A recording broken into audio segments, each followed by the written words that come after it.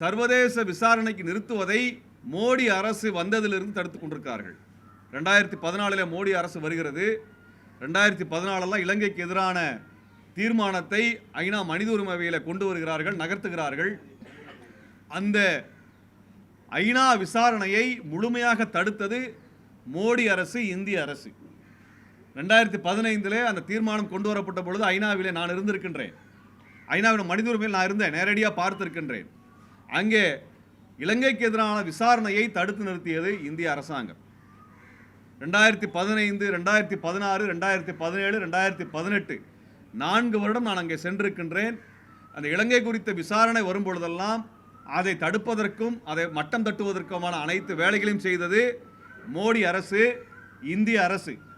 2018க்கு பிறகு நான் ஐநாவிற்கு செல்வதை தடுப்பதற்காக எனது பாஸ்போர்ட்டை அவர்கள் பிடுங்கி வைத்திருக்கிறார்கள். இன்று வரை அவர்கள் எனக்கான பாஸ்போர்ட்டை திரும்பி தரவில்லை.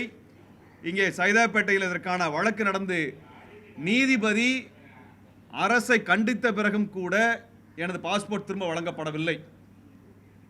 ஐநாவினுடைய மனித உரிமை அவையில் பங்கெடுப்பதற்காக அழைப்புகள் வந்த பொழுதும் கூட கடந்த 5 வருடங்களாக என்னால் பங்கெடுக்க முடியவில்லை.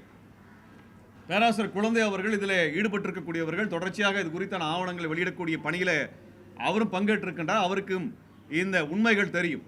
இப்படி இலங்கை அரசினுடைய மனித உரிமை மீறல் தொடர்ச்சியாக நடந்து வந்துட்டு இருக்குது.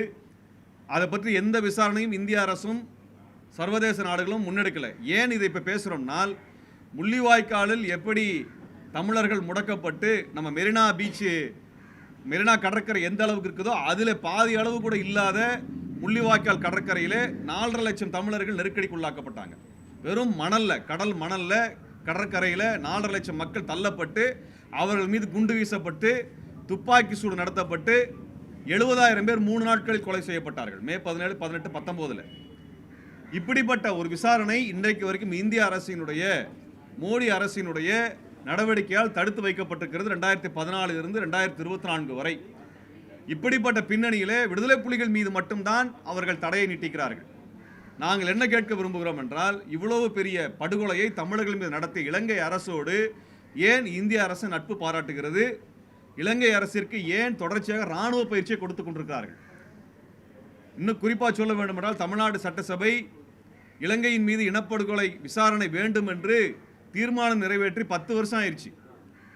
இலங்கை அரசின் மீது பொருளாதார தடை கொண்டு வர வேண்டும் என்று தீர்மானம் நிறைவேற்றி கிட்டத்தட்ட 14 வருடங்கள் ஆகிவிட்டது. அது மட்டுமல்ல, தமிழீழத்திற்கான தனி வாக்கெடுப்பு, பொது வாக்கெடுப்பு நடத்தப்பட வேண்டும் என்று தமிழ்நாடு சட்டசபை ஏகமனதாக தீர்மானம் நிறைவேற்றிருக்கக்கூடிய சூழலை வைத்துத்தான் நாங்கள் அதை பேசுகிறோம். தமிழ்நாடு சட்டசபை நிறைவேற்றிய தீர்மானத்தின் அடிப்படையில் தான் நாங்கள் இந்த கோரிக்கையை முன்வைக்கின்றோம். இலங்கை அரசை சர்வதேச மட்டத்தில் ஒரு சர்வதேச விசாரணைக்கு ஏன் இந்திய அரசு கொண்டு வர மறுக்கிறது? ஏன் தமிழீழ மக்களுக்கான ஒரு பொது வாக்கெடுப்பை நடத்த மறுக்கிறார்கள்? இலங்கை அரசின் மீது பொருளாதார தடை ஏன் வரல? இதை செய்யாததுனால தமிழ்நாட்டு தமிழர்கள் 20 பேர் படுகொலை செய்யப்பட்டதற்கு யார் பொறுப்பு என்ற கேள்வி எழுப்புறோம். இப்படிப்பட்ட படுகொலைகள் தொடர்ச்சியாக நடந்துகிட்டே இருக்குது. 2 வருஷத்துக்கு முன்னாடி புதுக்கோட்டை மாவட்டத்துடைய கோட்டைப்பட்டினத்தில் ராஜ்கிரண் என்கின்ற இளைஞர் தண்ணீரை வாயில பீச்சி அடித்து அவர் கண்களெல்லாம் வெளியில் வந்து இறந்து போனார், படுகொலை செய்யப்பட்டார்.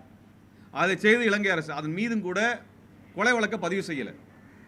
இப்படிப்பட்ட ஒரு மோசமான ஒரு சூழலை நாங்கள் இந்த சமயத்தில் சொல்ல வேண்டிய காரணம் என்னென்னால், இப்படி ஒரு இனப்படுகொலை நடந்து கொண்டிருப்பதை தடுத்து நிறுத்துவதற்கு அனைவரும் முன்வர வேண்டும்.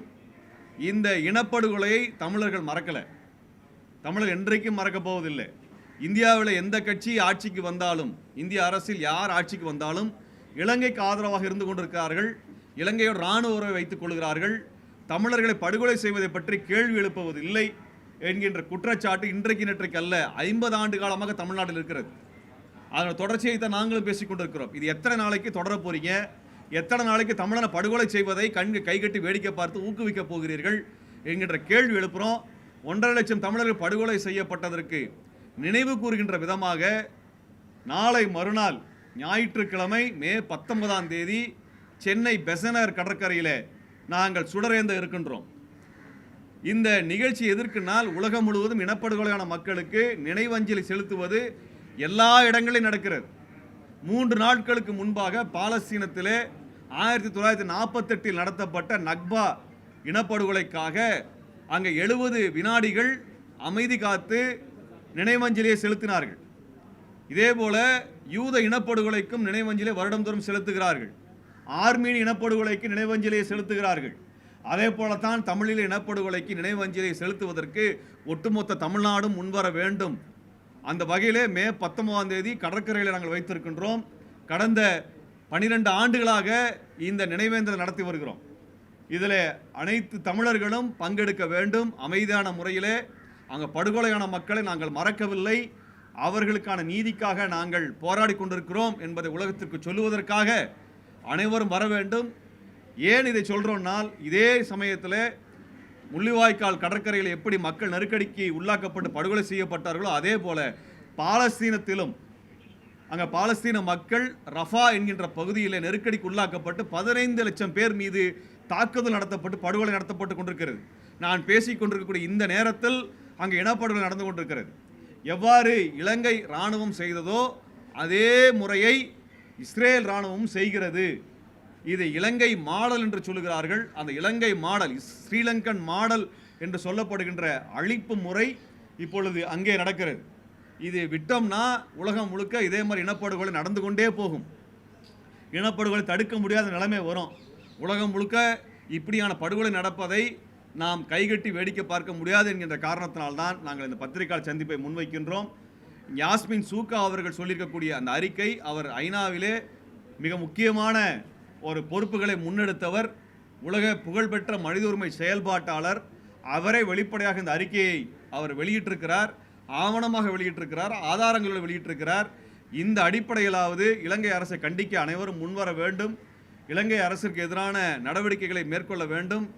இதை நினைவுபடுத்தும் விதமாக பல்வேறு தலைவர்கள் கட்சி சாதி மத பாகுபாடு இல்லாமல் மே 19ஆம் தேதி ஞாயிற்றுக்கிழமை மாலை பெசன்ட் நகரில் நாங்கள் ஒன்று கூட இருக்கின்றோம். அதில் நீங்கள் அனைவரும் பங்கெடுக்க வேண்டும் என்ற வேண்டுகோளை சமயத்தில் முன்வைக்கின்றோம்.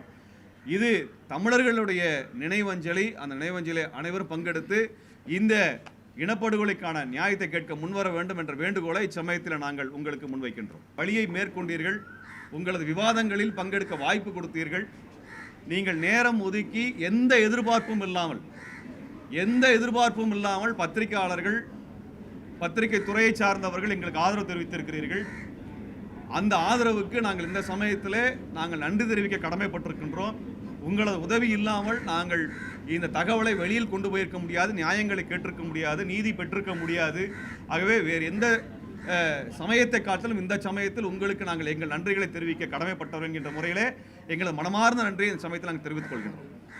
மே 19ஆம் தேதி பெசனர் கடற்கரையிலே மாலை 4:30 மணிக்கு நீங்கள் அவசியம் வர வேண்டும். தமிழினத்தினுடைய அந்த வழியை உலகத்திற்கு சொன்னவர்கள் நீங்களும் அந்த நினைவேந்தலிலே பங்கெடுக்க வேண்டும் என்பதை இந்த சமயத்தில் வேண்டுகோளாக முன்வைக்கின்றேன்.